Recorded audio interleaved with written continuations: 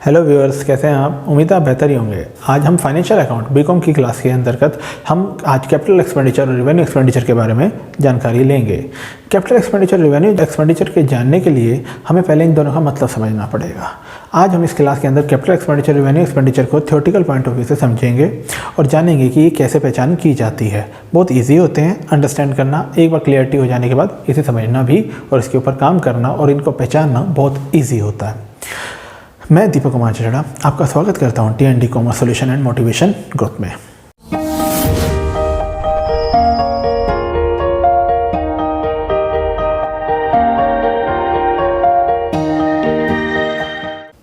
Capital expenditure और revenue expenditure. हम first of all पहले बात करते हैं कैपिटल नेचर की। कैपिटल नेचर जिसकी लाइफ 1 साल से ज़्यादा हो, फिक्स एसेट्स को अंतर्गत इन्हें गिना जाता है।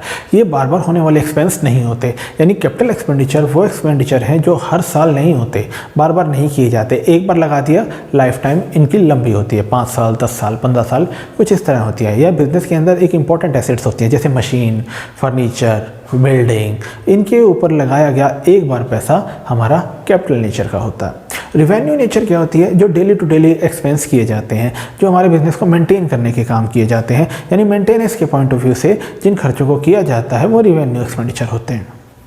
हम सब ने अपने बेसिक जब हमने अकाउंट्स को पढ़ना स्टार्ट किया था, जब हमने कॉमर्स के अंदर आए थे, तो हमने अकाउंट के अंदर कुछ शब्द सुने थे, trading and P&L account and balance sheet. Trading and P&L account हमारे रिवेन्यू एक्सपेंडिचर को मेंटेन करता है, यानी जो साल के होने वाले खर्चे या इनकम को रिकॉर्ड करता है। कैपिटल बैलेंस शीट के अंदर हमारे कैपिटल नेचर के होते हैं लॉन्ग टर्म एसेट, जैसे फिक्स एसेट्स, कैश, हमारे बैंक, हमारा मशीन, हमारा प्लांट एंड मशीन, पेटेंट, हम सब क्या रिकॉर्ड करते हैं? बैलेंस शीट में रिकॉर्ड करते हैं। यानी जिनकी लाइफ 1 साल से ज़्यादा, ये बिजनेस की लाइफ को भी इंक्रीज करते हैं, हमारी प्रॉफिट को भी इंक्रीज करते हैं। रिवेन्यू नेचर पर किया गया कोई भी खर्चा हमारे प्रॉफिट को ऑन नहीं करता, ये केवल मेंटेनेंस करता है।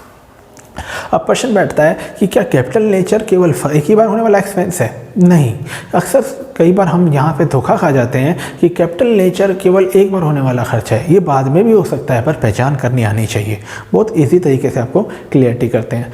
फर्स्ट ऑफ ऑल मैं कैपिटल नेचर के बारे में बात करता हूँ। फर्स्ट टाइम आपने कोई मशीन खरीदी, चाहे वो फर्स्ट टाइम खरीदी नई मशीन है, चाहे आपने सेकेंड हैंड खरीदी है, लेकिन आपके लिए तो फर्स्ट टाइम है, उसके ऊपर किया गया खर्चा, चाहे उसे किराए पर लेकर आना या फिर उसे के अंदर पेंट कराना, चाहे उसे वाइट वॉश कराना, चाहे उसके अंदर उसको इंस्टॉल करना, इंस्टॉलेशन से पहले यानी कि काम करने की कैपेसिटी से पहले, यानी उत्पादन शुरू होने से पहले पे जितना किया गया खर्च उसके ऊपर किया जाएगा, वो हमारा कैपिटल नेचर का होगा। क्योंकि अभी मशीन वर्किंग कंडीशंस में नहीं आ गए, मशीन वर्किंग कंडीशन में आ गई है। अब उसके अंदर रिपेयर कराना, उसे मेंटेन कराना, समय समय पर उसका ध्यान रखना, उस पर किया गया सारा खर्चा अब ये कैपिटल का नहीं, रिवेन्यू का, क्योंकि ये उसकी मरम्मत है, ये उसकी रिक्वायरमेंट है, मेंटेन करने के लिए करता है। अगर हम ये मेंटेन नहीं करेंगे तो हमारी मशीन ख़राब हो जाएगी, लेकिन हम इसे मेंटेन करेंगे तो इससे उत्पादन नहीं बढ़ेगा, प्रोडक्शन नहीं बढ़ेगा, प्रोडक्शन उतना ही होगा, लेकिन ये इसकी मेंटेनेंस के लिए ज़रूरी है। यानी प्रोडक्शन नहीं बढ़ रहा, प्रॉफिट नहीं बढ़ रहा, कैपेबिलिटी नहीं बढ़ रही, तो ये हमारा कैसे नेचर का है? रिवेन्यू नेचर का है।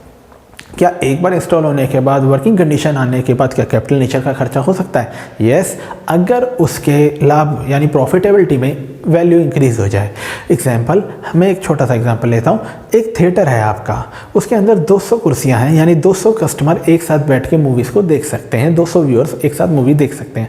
आपने उन चेयर्स को रिप्लेस कर दिया अदर चेयर्स के साथ, उनकी वॉल्यूम उनके साइज के अकॉर्डिंग वहाँ पर वो 200 की जगह 250 चेयर्स लग सकती हैं, 250, यानी कि अब उस जगह पर एक साथ 50 ज़्यादा यानी 250 लोग एक साथ मूवीज़ को देख सकते हैं। यानी उस 50 चेयर के एक्स्ट्रा लगने से आपका लाभ बढ़ेगा, प्रॉफिट बढ़ेगा, आपकी इनकम बढ़ेगी। तो यानी कि इन चेयर्स पे किया गया एक्सपेंडिचर कैसे नेचर का है? कैपिटल।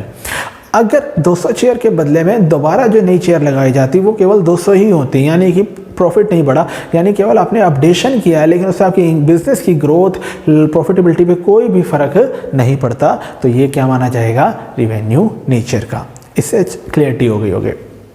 अब हम रिवेन्यू नेचर के बारे में भी बात कर ली, कैपिटल नेचर के बारे में बात कर ली।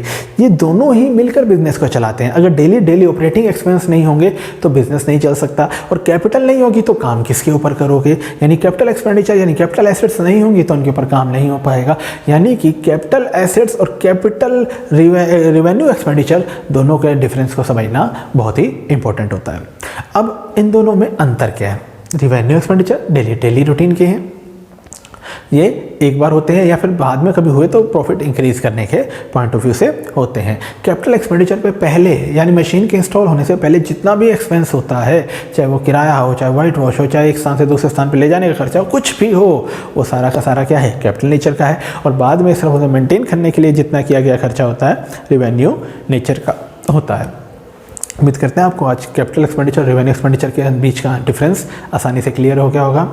Thank you very much.